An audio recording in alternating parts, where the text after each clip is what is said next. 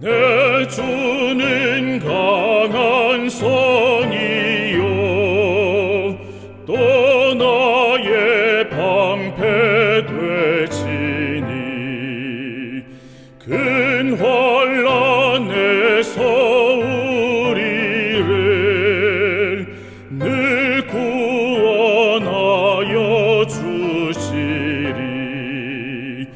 옛 원수 마귀는 이때에 힘을 써 괴휼과 권세로 제 무기 삼으나 주 권능 당치 못하리. 내 힘만 의지할 때에 패할 수밖에 없으나 힘 많은 대장 나와서 날 대신하여 싸우네. 이 대장 누구뇨? 예수 그리스도 곧 만유 주로다. 이 싸움 이길 자 주 예수밖에 없도다. 저 마귀 두루 편만해 온 백성 삼키려 하나. 겁내지 말고 싸우라. 진리로 승리하리라. 진척과 재물과 명예와 생명을 원수가 취해도 진리는 살아서 늘 길이 빛나리로다.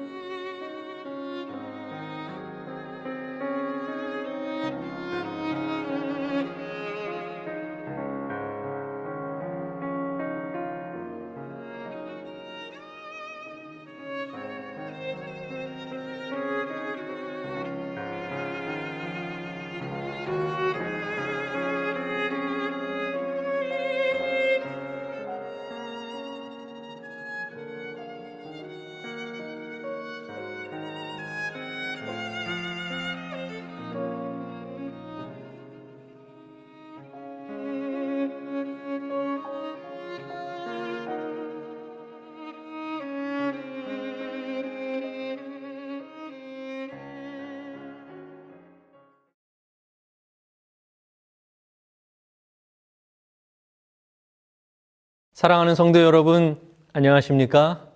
저는 파주중앙교회의 박정은 목사입니다. 오늘 저는 여러분들과 함께 사도행전 15장과 16장, 그리고 사도행적 19장과 20장을 본문으로 바울의 입장에서 말씀을 나누어 보려고 합니다. 오늘 우리는 바울의 입장이 되어 보려고 합니다. 설교를 들으시는 여러분들께서 지금 이 시간 바울이 되었다고 생각해 보시기 바랍니다. 자, 그럼 준비되셨나요? 바울의 입장에서 말씀을 시작하겠습니다. 저는 바울입니다. 1차 선교 여행을 마치고 저희 일행은 수리아의 안디옥 교회로 다시 돌아갑니다. 안디옥 성도들에게 하나님께서 이방인들에게 믿음의 문을 여신 것을 자세히 이야기했습니다. 모든 성도들이 기뻐하며 모든 영광을 하나님께 드렸습니다. 안디옥 교회는 그 당시 크고 성장하는 교회였습니다. 이 교회는 선교 활동의 중심지였습니다. 유대인과 이방인 등 많은 계층의 교인들로 구성되어 있었습니다. 목사들과 평신도들이 서로 하나 되고 연합되었습니다. 그러나 사단은 안디옥 교회가 하나님의 뜻대로 성장하는 것을 원하지 않았습니다. 그래서 성도들이 서로 싸우도록 문제를 일으키게 됩니다. 그 문제는 바로 구원을 얻기 위해서는 반드시 유대인들처럼 할례를 받아야 한다는 주장 때문에 생겼습니다. 이방인 그리스도인들의 입장에서는 정말 난처한 일이 아닐 수 없었습니다. 안디옥 교회는 이 소통의 문제를 어떻게 해결할 수 있었을까요?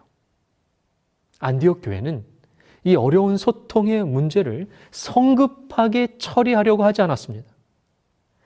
대부분 유대인들이 지도층에 있었기 때문에 유대인들의 의견 쪽으로 결론을 내릴 수도 있었습니다. 하지만 안디옥 교회는 그렇게 하지 않았던 겁니다. 그들은 예루살렘에 있었던 예수님의 12 사도들과 장로들의 의견을 묻기로 결정합니다. 할례 문제에 대한 고려는 많은 토의와 논쟁을 초래했습니다. 분열이 생길 것을 우려해서 교회에 몇 책임 있는 사람들과 저와 바나바를 예루살렘에 보내서 그 문제를 사도들과 장로들 앞에 제시하기로 한 것입니다. 거기서 저희는 다른 교회의 대표자들과 절기에 참석하기 위해 모인 예루살렘의 사람들을 만나게 될 것이었습니다. 모든 논쟁은 총회에서 최종 결정이 날 때까지 당분간 중단해야 될 필요가 있었습니다. 그 후에 전국 방방곡곡에 있는 다른 교회들은 이 결정을 널리 받아들여야만 했습니다. 소통이 안 되는 상황 속에서 가장 위험한 것은 성급하게 해결하려고 하는 겁니다. 자신의 의견만 주장하면서 성급하게 자신의 의견 쪽으로 결론을 내리려고 할 때 상황은 더욱더 악화되게 됩니다. 우리는 너무나도 많이 상대방의 의견을 들으려고 하지 않고 내 자신의 주장만을 내세울 때가 많습니다. 상대방을 내 편으로 만들기 위해서는 많이 들어주는 것이 필요합니다. 예수님이 사람들과 소통하실 때 그렇게 하셨어요. 예수님은 항상 질문을 던지셨습니다. 그래서 그 사람들이 스스로 말을 할 수 있도록 하셨어요. 그리고 그 이야기를 다 들어주셨다는 것입니다. 사실 안디옥 교인들은 자신들의 구원과 직결되는 할례 문제에 있어서 담임 목사였던 저와 바나바보다 예수님의 직계 제자였던 사도들의 판결을 받아야겠다라고 생각한 겁니다. 저와 바나바에게 있어서는 크게 자존심이 상하는 일일 수도 있었습니다. 하지만 저와 바나바는 말하지 않았습니다. 들어주는 것입니다. 그리고 자존심을 내려놓는 것입니다. 그럴 때 비로소 소통이 시작될 수 있기 때문입니다. 저희는 오히려 예루살렘으로 가는 도중에도 각 마을의 초기 교인들을 방문하고 이방인들의 개종 소식을 전하며 격려했습니다. 예루살렘 교회에 도착하자 이 문제로 인하여 총회가 열리게 됩니다. 이 문제의 결정으로 인하여 초기 교회의 운명이 달려 있게 되었습니다. 만일 이 문제를 해결하지 못하면 교회의 존재까지 위태로운 상황이 되었기 때문입니다. 열띤 토론이 이어지는 가운데 12사도를 대표하여 베드로가 말했습니다. 베드로는 하나님이 우리의 마음을 아시는 것처럼 우리도 다른 사람을 이해해 주자고 부드럽게 말했습니다. 베드로가 사람이 참 많이 변했습니다. 베드로도 저처럼 매우 다혈질적인 사람이었기 때문입니다. 베드로는 성령 하나님께서 할례받지 않은 이방인들과 할례받은 유대인들에게 동일한 능력을 부어주심으로써 논쟁 중에 있는 그 문제의 결론을 이미 내리셨다라고 설득했습니다. 그는 하나님께서 각종 네발가진 짐승이 가득한 보자기를 그의 앞에 제시하시고 그에게 잡아먹으라고 명하셨던 그의 환상을 자세히 말했습니다. 이 기별은 하나님께서는 사람을 외모로 취하지 않으시고 당시를 경외하는 사람들을 모두 받아들이시고 인정하신다는 사실을 나타낸 것입니다. 그리스도의 피가 모든 부정한 것을 깨끗하게 하실 수 있기 때문이었습니다. 예루살렘 총회의 의장이었던 야고보가 베드로에 이어서 말합니다. 예수님의 제자 야고보가 아니라 야고보서를 쓴 예수님의 형제 야고보였습니다. 야고보는 이방인 그리스도인들이 할례받는 것은 중요하지 않다는 의견을 말하고 이방인 그리스도인들 쪽으로 손을 들어준 것처럼 보입니다. 하지만 야고보는 그 뒤에 이방인 그리스도인들이 만약 우상 숭배의 영향을 그대로 받고 있다면 그것은 결코 용납할 수 없다고 하면서 유대인 그리스도인들 쪽에도 손을 들어준 것입니다. 참 지혜롭지 않습니까? 지혜롭게 결정을 내리는 것은 결코 쉬운 일이 아닙니다. 그리고 어떻게 결정하는 것이 지혜로운 것인지도 애매할 때가 너무나도 많습니다. 그러므로 소통의 문제가 발생했을 때에 가장 지혜롭게 대처할 수 있는 것은 지혜의 근원이신 하나님께 여쭈어 보는 것입니다. 야고보가 그렇게 지혜로운 의견을 낼 수 있었던 것은 분명히 성령 하나님의 도우심이 있었기 때문입니다. 총회는 유대인들과 이방인 그리스도인들과 사도들과 교사들, 여러 지방에서 선출된 대표자들로 구성되어 있었습니다. 예루살렘에서 장로들과 그리고 안디옥 교회에서 온 대표자들이 참석했고 가장 유력한 교회들이 참석했습니다. 그들은 성령 하나님께 지혜를 구한 것입니다. 소통에 문제가 생기고 의견이 충돌될 때 우리는 반드시 하나님께 먼저 지혜를 구해야 합니다. 할례 문제에 있어서 하나님이 원하시는 것은 요긴한 것들, 즉 예수님의 십자가의 은혜로 구원받았다는 복음 외에는 짐을 지우지 말자는 것입니다. 그것이 하나님의 마음이고 하나님이 주신 지혜였다는 것입니다. 하나님께 지혜를 구하며 소통하는 성도들이 되어야 합니다. 그들은 신중하게 합의한 결과 이방인들에게 성령을 부어주심으로 하나님께서 친히 문제에 대해 응답하셨음을 모두가 인정하게 되었습니다. 하나님의 은혜로 예루살렘 총회를 잘 마칠 수 있었습니다. 그리고 안디옥으로 돌아온 저와 바나바는 곧바로 2차 선교 여행을 떠나게 됩니다. 그런데 2차 선교 여행을 떠나기 전에 의견의 차이로 인하여 바나바와 저는 소통에 어려움을 겪게 된 겁니다. 사단은 끊임없이 성도들이 서로 소통하지 못하게 공격하는 것입니다. 다투어라고 번역된 헬라어 원어는 성경에 단 2곳에서만 사용됐는데 헬라어 파룩시스모스는 서로 상반된 의미를 동시에 지니고 있는 단어입니다. 다툼이라고 하는 뜻도 있지만 격려, 자극이라고 하는 뜻도 있습니다. 서로의 의견의 차이를 하나님의 방법으로 잘 소통하면 그것이 오히려 격려가 되고 자극이 될 수 있다는 것입니다. 저는 가정의 안전함과 안락을 위하여 사업을 벌인 마가의 약점을 용서하려 하지 않았습니다. 그처럼 끈기 없는 사람은 인내, 극기, 용맹, 헌신, 신앙, 그리고 필요에 따라서는 생명 그 자체도 자원하여 희생하도록 요구하는 그 선교 사업에 부적합하다고 주장했습니다.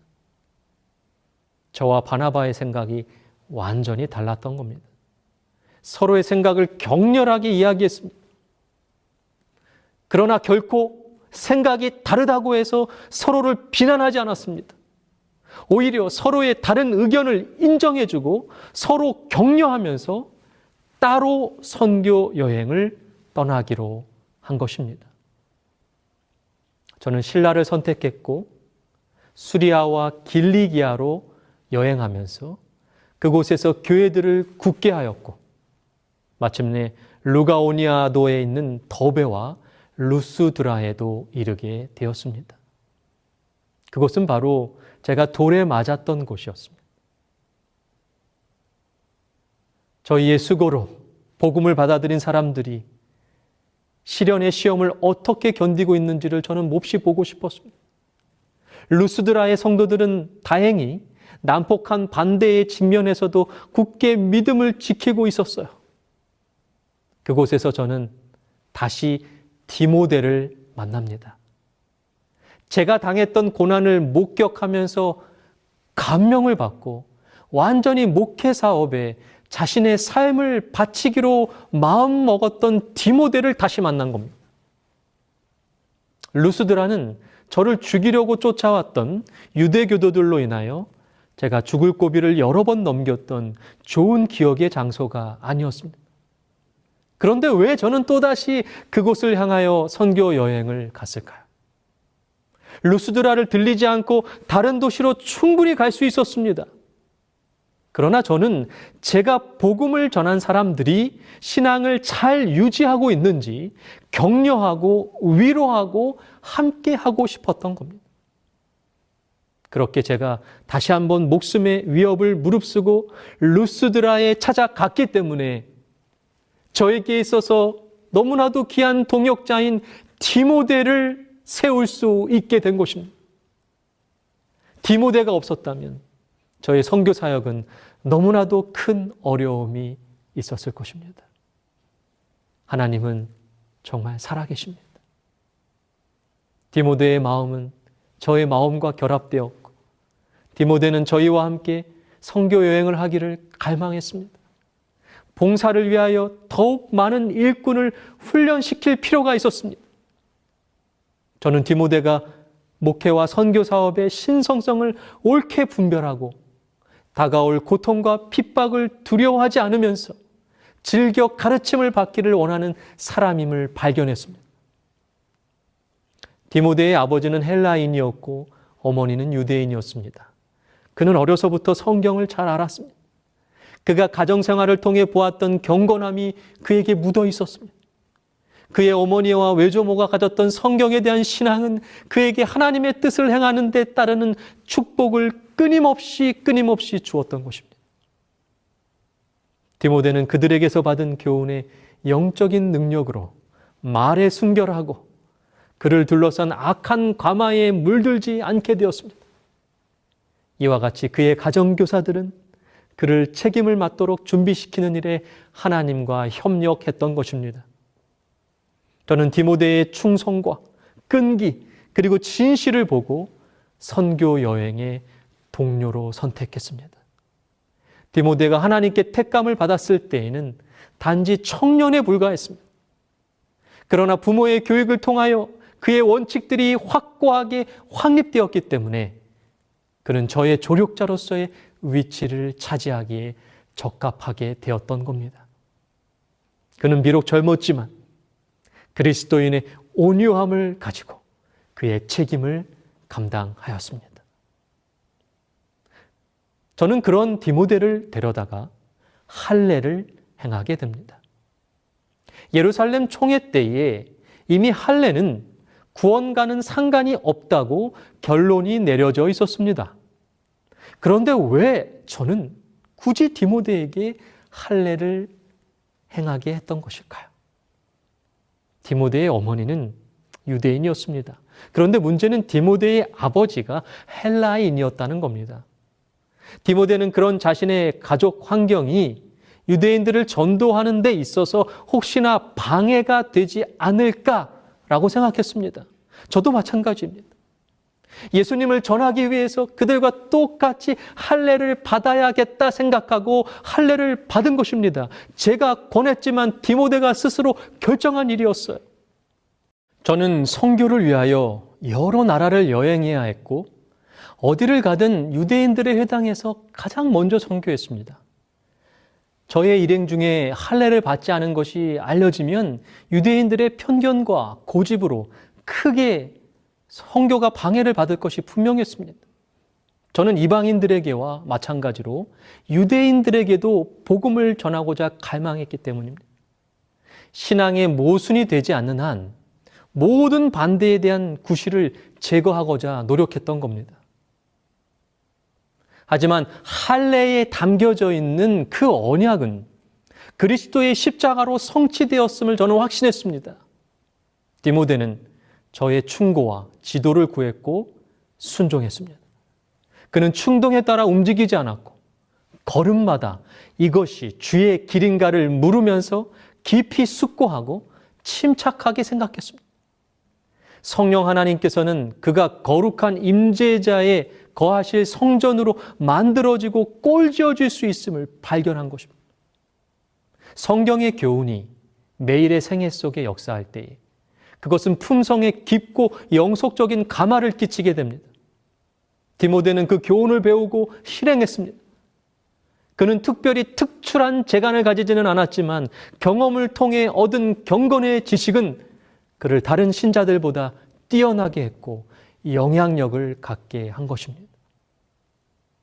남자의 성기의 표피를 잘라내는 할례는 21세기 여러분들에게 있어서는 너무 쉽게 당연히 할 수 있고 해야 되는 일이지만 그 시대에 병원이라도 제대로 있었겠습니까? 굳이 안 해도 되는 일이었지만 예수님을 전하기 위해서라면 자신의 살을 잘라내는 희생을 감당할 수 있는 마음, 이러한 마음을 가진 사람들에게 하나님은 역사하시고 그들을 사용하신다는 겁니다. 내 생각이 옳지만 다른 사람들을 위하여 나의 생각을 내려놓을 수 있는 소통의 사람들을 사용하신다는 겁니다. 희생하고 헌신하는 사람들을 하나님은 찾고 계십니다. 한국의 복음을 전한 선교사들이 그러한 정신으로 하나님을 전했습니다. 한국에 온 외국인 선교사들은 옛날 한국 사람들에게 예수님을 전하기 위해서 한복을 입고 상투를 틀고 버선을 신고 수염을 길렀어요. 얼마나 불편하고 힘들었을까요? 그러나 예수님을 전하기 위해서 그들과 소통하기를 원했던 겁니다. 불편하고 힘든 것 따위는 아무것도 아닌 겁니다. 마치 유대인들과 소통하기 위하여 할례를 받았던 디모데처럼 말입니다. 그들이 그렇게 할 수 있는 이유는 예수님이 먼저 우리와 소통하시기 위하여 인간이 되셨기 때문입니다. 예수님처럼 한국인들과 소통하기 위하여 한국인처럼 되려고 했던 그러한 외국인 선교사들을 통해서 하나님은 놀라운 기적들을 이루셨습니다. 그런 선교사들의 희생과 헌신으로 한국은 유례없는 기독교 강대국이 되는 놀라운 역사가 일어난 것입니다. 이제는 거꾸로 미국 다음으로 해외 선교사를 가장 많이 보내는 나라가 된 것입니다. 21세기를 살아가시는 여러분들도 오늘 이 시간 하나님을 전하기 위해 자신을 희생하고 헌신하기로 결심하게 되시기를 바랍니다. 그럴 때 여러분은 살아계신 하나님을 경험하게 되실 것입니다. 21세기 한국에서 있었던 일입니다. 서울 서초동 소년법정에서 일어난 사건입니다. 서울 도심에서 친구들과 함께 오토바이를 훔쳐 달아난 혐의로 구속된 한 소년은 방청석에 홀 어머니가 지켜보는 가운데 재판을 기다리고 있었습니다. 조용한 법정 안에 중년의 여성 부장 판사가 들어와 무거운 보호 처분을 예상하고 어깨가 잔뜩 움츠리고 있던 소녀를 향하여 나지막하며 다정한 목소리로 말했습니다. 앉은 자리에서 일어나 날 따라 힘차게 외쳐보렴. 나는 이 세상에서 가장 멋진 사람이다. 예상치 못한 재판장의 요구에 잠시 머뭇거리던 소녀는 나지막하게 따라했습니다. 나는 이 세상에서 라며 입을 열었습니다. 그러자 이번에는 더 큰 소리로 나를 따라하라고 하면서 말했습니다. 나는 무엇이든지 할 수 있다. 나는 이 세상이 두려울 게 없다. 이 세상은 나 혼자가 아니다. 큰 목소리로 따라하던 소녀는 이 세상은 나 혼자가 아니다 라고 외칠 때 참았던 눈물을 터뜨리고 말았습니다. 소녀는 작년 가을부터 14건의 절도, 폭행 등 범죄를 저질러 한 차례 소년 법정에 섰던 전력이 있었기 때문에 이번에도 동일한 수법으로 무거운 형벌을 받게 되어 있었어요. 그럼에도 불구하고 판사는 소녀를 법정에서 일으켜 세운 후에 외치기로 판결을 내렸습니다. 판사가 이런 결정을 내린 이유는 이 소녀가 작년 초까지만 해도 어려운 가정 환경에도 불구하고 반에서 상위권 성적을 유지했고 장래 간호사를 꿈꾸던 발랄한 학생이었기 때문입니다. 그러나 작년 초 기갓길에 남학생 여러 명에게 끌려가 집단 폭행을 당하면서 삶이 송두리째 바뀌었습니다. 소녀는 당시 후유증으로 병원에 치료를 받았고 그 충격으로 호르몬이는 신체 일부가 마비되기까지 했습니다. 소녀는 학교를 겉돌기 시작했고 심지어 비행 청소년들과 어울려 다니면서 범행을 저지르기 시작했던 겁니다. 판사는 다시 법정에서 지켜보던 참관인들 앞에서 말을 이어갔습니다. 이 소녀는 가해자로 재판에 왔습니다. 그러나 이렇게 삶이 망가진 것을 알면 누가 가해자라고 말할 수 있겠습니까? 이 아이의 잘못에 대한 책임이 있다면 여기에 앉아있는 여러분과 우리 자신입니다. 이 소녀가 다시 이 세상에서 긍정적으로 살아갈 수 있는 유일한 방법은 잃어버린 자존심을 우리가 다시 찾아 주어야 합니다. 그리고 눈시울이 붉어진 판사는 눈물이 범벅이 된 소녀를 법대 앞으로 불러 세웠습니다. 그리고 이렇게 말합니다. 이 세상에서 누가 제일 중요할까? 그건 바로 너야. 이 사실만 잊지 않는다면 지금처럼 힘든 일이 있어도 이겨낼 수 있을 거야.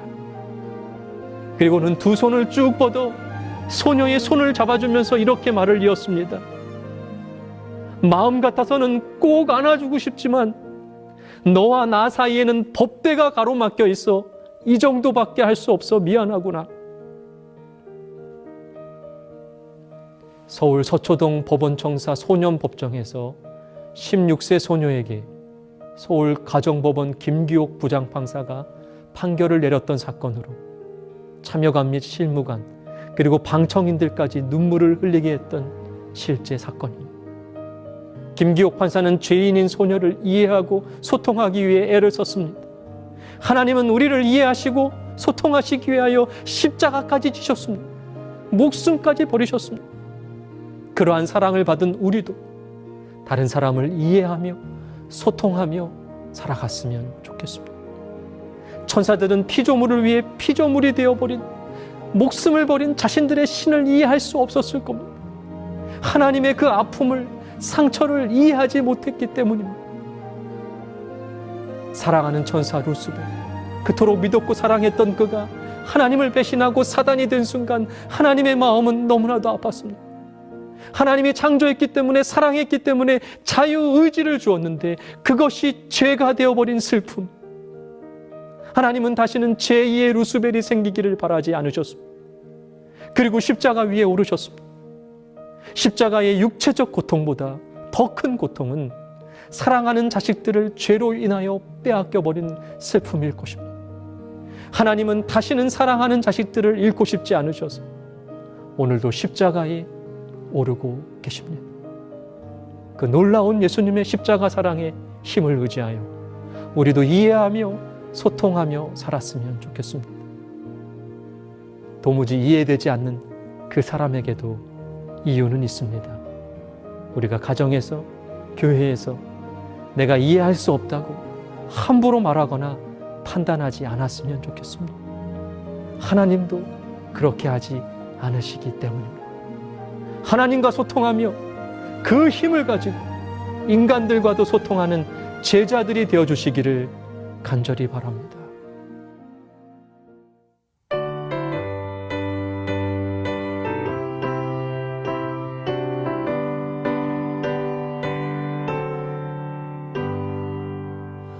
찬송 부르고 주를 전하며 남은 세월 지낸 후에 주님 오셔서 나를 부르면 영광 중에 나아가리.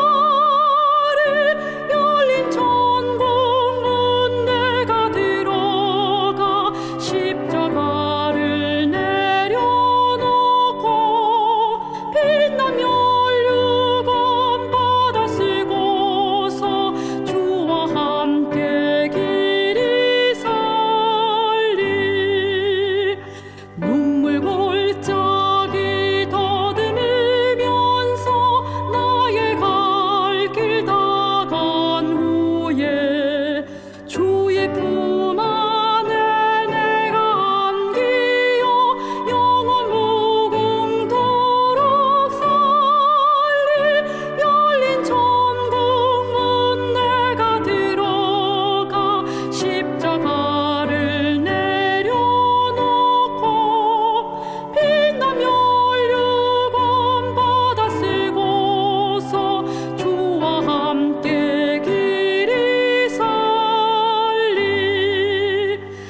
나의 가는 길 멀고 험하며 산은 높고 골은 깊어 고난 나의 몸 쉴 곳 없어도 복된 날이 밝아오리.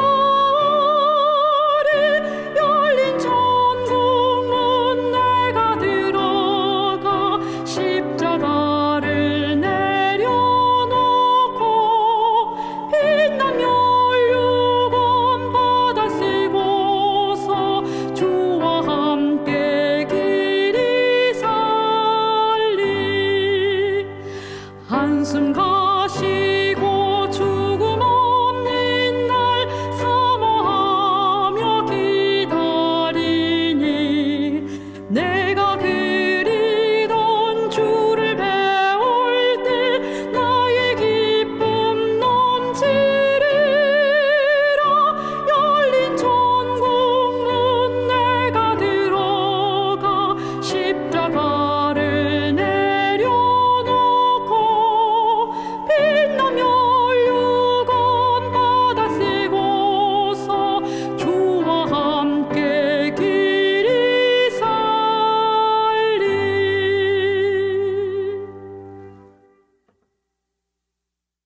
사랑하는 하나님, 초기 교회는 소통에 큰 문제가 발생했을 때 듣기는 속히 하고 말하기는 더디하며 서로를 이해하려고 노력하였습니다.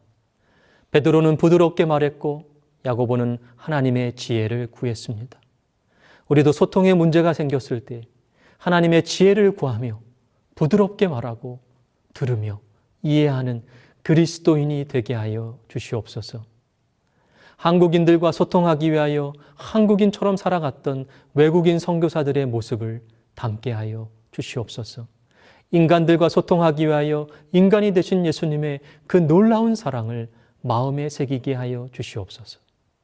예수님은 우리를 위하여 인간으로 오신 것뿐만 아니라 우리의 모든 고통을 이해하시기 위하여 십자가에서 고난받으시고 죽으시며 생명을 주셨습니다. 그 놀라운 십자가 사랑을 의지하여 이해되지 않는다고 하여 함부로 비난하거나 판단하지 않게 하여 주시옵소서.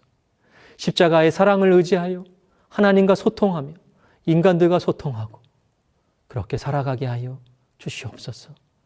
예수님의 이름으로 간절히 기도드립니다. 아멘.